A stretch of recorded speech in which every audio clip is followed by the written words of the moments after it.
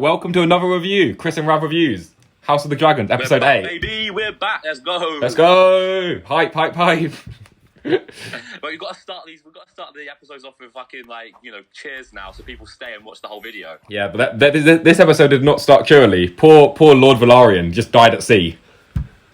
Mate, man's dying off screen. I thought he was a big enough character that he gets an on-screen death. Yeah, it'd be quite funny if he actually turned out not to be dead. But also, how are you Lord of the Sea and you die at sea? Yeah, I mean, at least he makes sense though. He was born at sea, died at sea. It fits for him. He went down with his ship like a good captain. Yeah, he's the sea snake as well. He's probably like wriggling around the bottom of the sea somewhere. Yeah, but everyone instantly. The fact that he's not even dead, they're just like, oh, he might be dead. Oh, who wants to be king? You're you. They were so ready to crown themselves to be the next heir. I was like, mate, you do realise he could very easily come back, but whatever. Who do you think had the best claim? The brother, the wife, or Rhaenyra's son? Well, let me think. There is his pure blood brother, who's definitely 100% related to him, or a boy who is definitely not related to him whatsoever in any way. And the wife could be the wife. I mean, and then there's wife. Yeah. I mean, if I'm actually picking based on like who has the best claim in terms of like bloodlines, it's obviously his brother. The brother got done dirty, wife, and then this random kid who is definitely not related to him. Yeah, the brother got done dirty. Oh, mate. When we get to the brother's death, I was so excited. Might as well start with it now, mate. I don't really like the brother. That's the thing. Yeah, the brother has the best claim. I don't really like him though.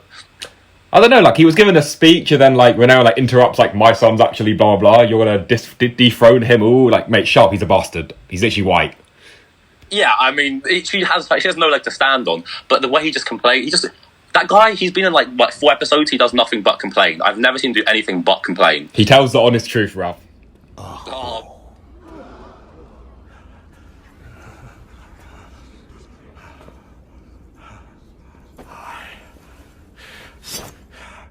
Will have your tongue for that.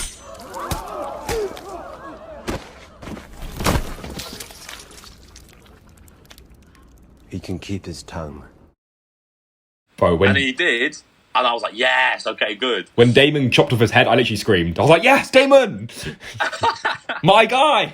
This another episode that just makes certifiably Daemon one of the best characters. Honestly, the best character. Daemon literally barely has any lines, but then he just goes, say it, and then kills him.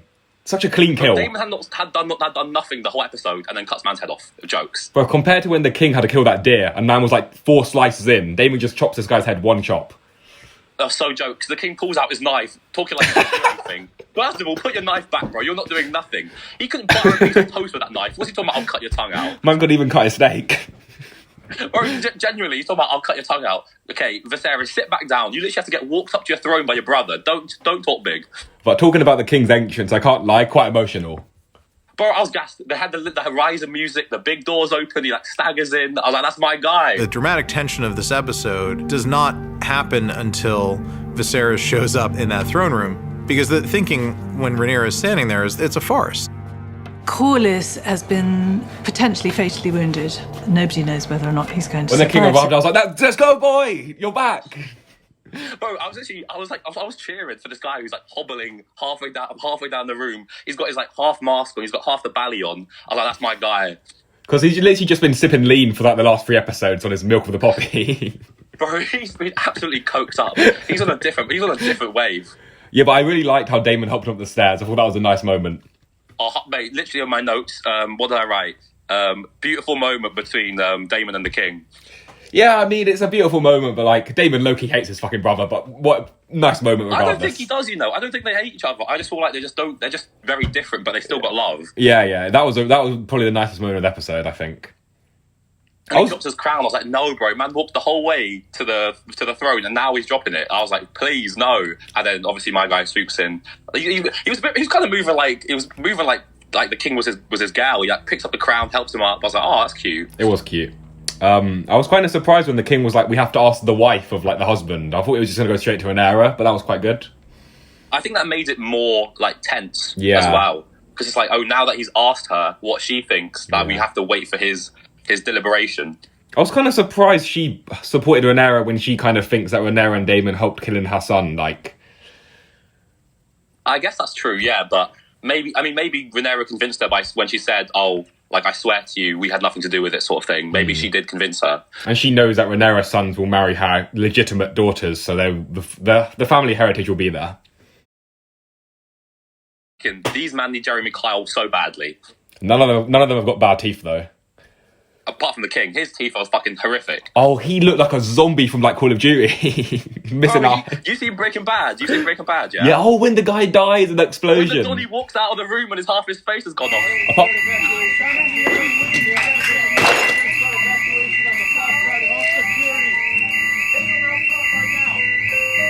Bro, the king is literally a walking zombie. I genuinely wrote in my notes as well. King looks like he just broke out of his coffin. Yeah, when he gives a speech during dinner, we're all a family. We will stay together. I'm like, this is his last words. And how long did that last, bro? That lasted all of 4 seconds. His little speech at dinner was like 10 seconds. But I appreciate him still trying to connect them as a family. The dragon remains divided. But set aside your grievances. But the thing is, right, he talks all this big talk about, oh, we're a family. Like, it saddens me how we like don't get along. You are the reason it's like this. You are the reason. Because he made Rhaenyra the heir. Yeah. Yeah. If he just did stuff properly, none of this would have ever happened. I like his speech. The House of the Dragon is always stronger connected. Like, mate, 8 episodes in, they're not getting connected.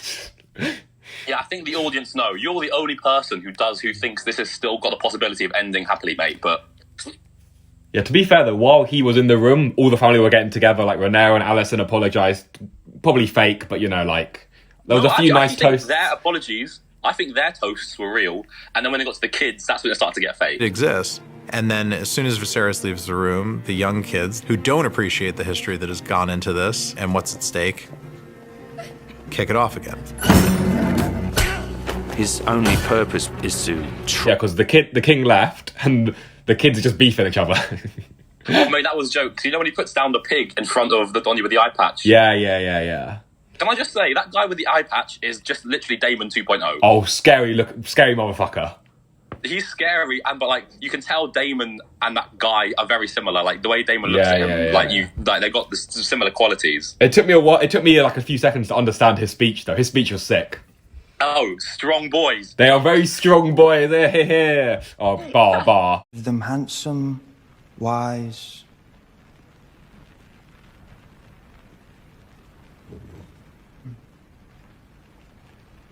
Strong. Middle of the night, trying to have this unfinished conversation that he had with Rhaenyra, not realizing that the woman sitting at his side is not Rhaenyra, but Alicent. So he speaks to her as if she's Rhaenyra, and Alicent picks out words like Aegon and Prince, who is promised, and prophecy, and whatever, and doesn't understand all the context going back into it because she never heard the Song of Ice and Fire because she was never. Did that not feel like a little bit contrived to you? In what way? Like how he's just spilling, like he's like spoiling the end. He's spoiling Game of Thrones for her. Like she hasn't even seen it yet. Who's he referring to? He's referring to Jon Snow, right? What do you mean? It was obviously Arya who is the prince that was promised as she killed the Night King. Oh, for fuck's sake. As a book reader, I don't know who it is. The show people can say whatever the hell they want. For it was too fake. Yeah, and so now she's gonna take action because she thinks that the king told her that Aegon is the prince that was promised, or now like it's her duty to unite the realm. When in actuality, he was just like high on like whatever drug they gave him, and is just spilling his whole life story. And now she thinks that she's like has to unite the realm. In actuality, he should have been saying that to Rhaenyra. They need to stop naming kids Aegon and Aemon. The names are so confusing. Yeah, Everyone's getting baffed. Bro, there's 3 kids now named Aegon now. Like, it's too much. Aemon's the kid that promised. Which one? Dies. Like, no one knows. Do you think he killed himself at the end of the episode? I mean, he did die. It said online that he died. So, yeah. Oh, did it? Yeah, because in next week's trailer, it's like the king... In next week's trailer, it says the king's dead. So, yeah, he's done. He lasted way too long, boy. Way too long. At least he was a good actor, though. It wasn't like he was persistent being shit. No, bro. Every actor is good. Yeah. Yeah, but like basically the whole war with all the dragons, the whole dance of the dragons is all going to start because Alicent misunderstood and the king talked to the wrong person. Yeah, that's why I think it's contrived, because like they made it seem like Rhaenyra and Alicent made up at the end of that dinner. Like they did some hand holding, they gave each other like a nice little look. I'm thinking, okay, it seems like they've made up a little bit, and then it took that to make Alicent be against her again. Yeah, in the books or like in the history, does it say why there was is this the reason, the misunderstanding? I've only read like half of that Fire and Blood book, and I never got to this part. I'm assuming it's roughly what it is. I mean, I think they have expanded on a lot of what George wrote in the book, because obviously he only wrote it from like a historical standpoint. He didn't write it like a narrative. So I think a lot of it is a bit more like fleshed out. Yeah, but I think, to be fair, like the whole episode, like when like Rhaenyra and Daemon visited, he could barely tell who they were. Like he was like half blind, half deaf. Like the misunderstanding makes enough sense. I don't know, it wasn't too bad. It's true. They did make it seem as though he was struggling a lot. So fair enough. But to me, it just did feel a little bit contrived. Didn't take away from the episode. The episode I still thought was a great episode, 8 out of 10 in my book. But that's just what I thought of the ending. Yeah, I think 8 out of 10 is perfect. Episode 8 out of 10. There we go. Thanks so much for watching. Everyone, don't forget to like and subscribe.